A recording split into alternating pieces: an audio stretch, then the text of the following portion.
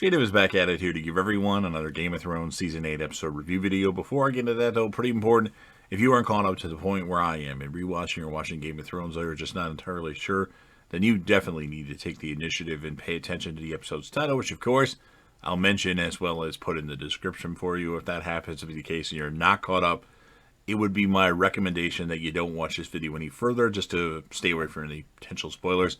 This will be Game of Thrones Season 8, Episode 5, titled this episode is called The Bells.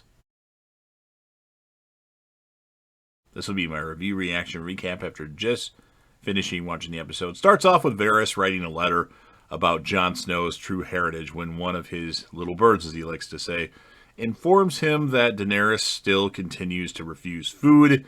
He tells her to try again at supper time, and then Varys begs Jon to take the Iron Throne, but Jon, of course, refuses to betray Daenerys. Tyrion surprisingly informs Daenerys of Varys' plot, and because of this, she has Drogon burn Varys alive. I mean, Varys, since the show started, has been Tyrion's best friend, I would say, non-relative at least, and this is just surprising that Tyrion would do that to Varys. Sad moment, but, I wasn't a big Varys fan, but I don't think Tyrion should have did what he did. And then later, Daenerys expresses discontent because not having the people's love in Westeros. And Jon assures Daenerys that he loves her. However, when he halts their intimacy, Daenerys resigns herself to using fear to rule Westeros. Tyrion does implore Daenerys to spare the commoners of King's Landing if the city's bells ring, indicating a surrender. Daenerys appears to accept, and she informs Tyrion that Jaime has been captured on his way to King's Landing and warns Tyrion not to fail her again or he'll be next. I mean, you saw all this coming with Daenerys. People can argue, I saw it all coming. But this makes Daenerys probably one of my least favorite characters on Game of Thrones, just because of what she was supposed to stand for and what ended up happening. Tyrion arrives at the Targaryen forces camp and has a very emotional and touching moment with Jaime. He frees Jaime so Jaime can take Cersei to Pentos and live safely in seclusion. Touching moment, very sad. You got to shed tears for that one because you love Jaime and Tyrion.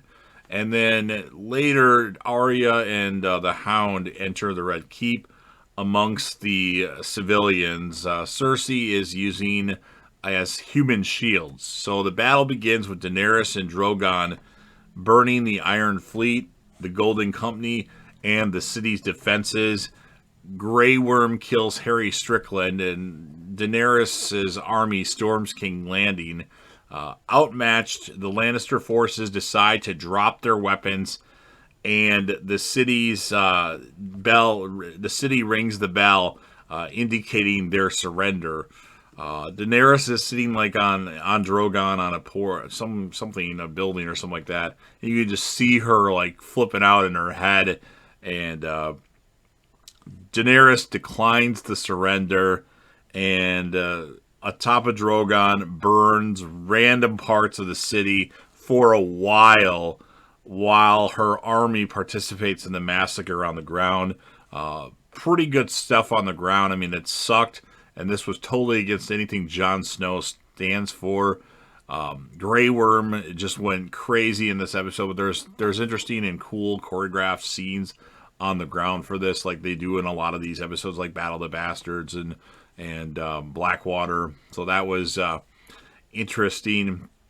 And then, horrified by this turn of events, Jon unsuccessfully tries to stop his men from attacking before he and Davos have them fall back as the city burns. There's actually a scene where one of the Winterfell soldiers, I'm guessing, was about to most likely rape some person that was in King's Landing. Jon sees this, comes over and kills one of his own men, which is pretty crazy. And then as Jaime shows up at the Red Keep, he encounters and fights Euron. He mortally wounds Euron, but was stabbed in each side himself. And Euron is like, I'm the man that killed Jaime Lannister. But most likely, you don't actually see Euron die, but he's in some trouble unless they got some really, really quick and good medical treatment there. And then in a touching moment as the Hound and Arya are walking to closer and closer, to the Red Keep, the Hound, he actually convinces Arya to give up vengeance against Cersei, as you're just going to have vengeance the rest of your life, and she doesn't want to end up like he is. And it was just a holy shit moment.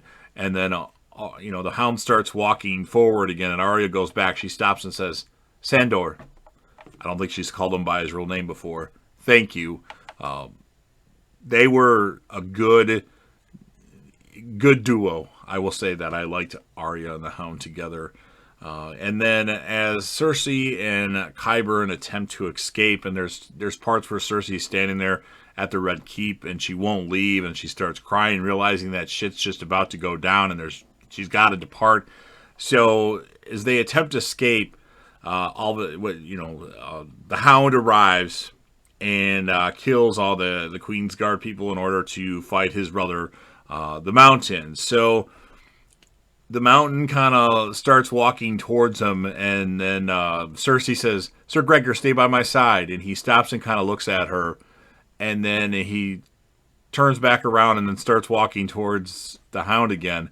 And then she's like, Sir Gregor. And then Qyburn's like, obey your queen, Sir Gregor. And the Mountain takes Qyburn and smashes his head up against the wall, and then throws him against a rock on the ground, and his whole head explodes.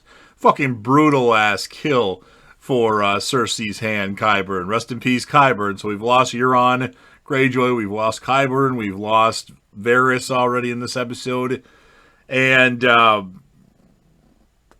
the Hound and the Mountain fight while the castle falls around them. The Mountain being resistant to the Hound's attacks. The Hound tackles him through. There's a part where they just go back and forth, and then eventually, he gets the Mountain gets stabbed in the stomach. The Hound's whole sword is almost through him, and he just pulls it out and throws it on the ground. This guy, he can't be stopped. And then the Mountain starts to beat the shit out of him. And then he's to the point where he's choking him, and the Hound's trying to stab him with a mini knife of sorts. And then all of a sudden he goes for the eyes and does the Oberyn Tyrell sort of thing. And eventually the Hound stabs him in the head, and he actually backs up a little bit. And then the Hound, I don't know, he faces his fear at this point, but he tackles him through a collapsing wall, and they fall to their deaths in what is, a pit of fire. Very touching end for the Hound. He's through, from the beginning to the end, he's one of the best characters on Game of Thrones. And then finally, Jaime is able to reunite with Cersei, but they find their escape passage is actually blocked by rubble. And then Jaime comforts Cersei as the Red Keep's rubble collapses on them, and, we find out for sure in the next episode actually kills him. You're telling me you're going to kill Cersei off with a pile of rubble? Out of all the shit that she's done, especially in the last episode when she gave the order for the Mountain to kill Missandei, you're going to kill her with rubble? Come on, that pissed me off. I mean, it's touching that Jaime and Cersei died together, and they were still loved each other, but come on, Cersei deserved a more brutal death than that. I mean, I would have rather had them escape to Pentos and live rather than them dying by a pile of rubble falling on top of them, but it is what it is. So we end the episode with, through the episode, after Arya leaves the Hound, she experiences the chaos in King's Landing and tries to help the people, but is knocked unconscious when a bell tower falls near her. And then when she comes to, she discovers many corpses of the population, and then she discovers that Harry Strickland's horse, or she encounters Harry Strickland's horse and rides it out of the city. and that's how the episode ends. They spent way too much time with Arya looking at this horse. I don't know if she thought she was hallucinating or something like that, but it's just weird.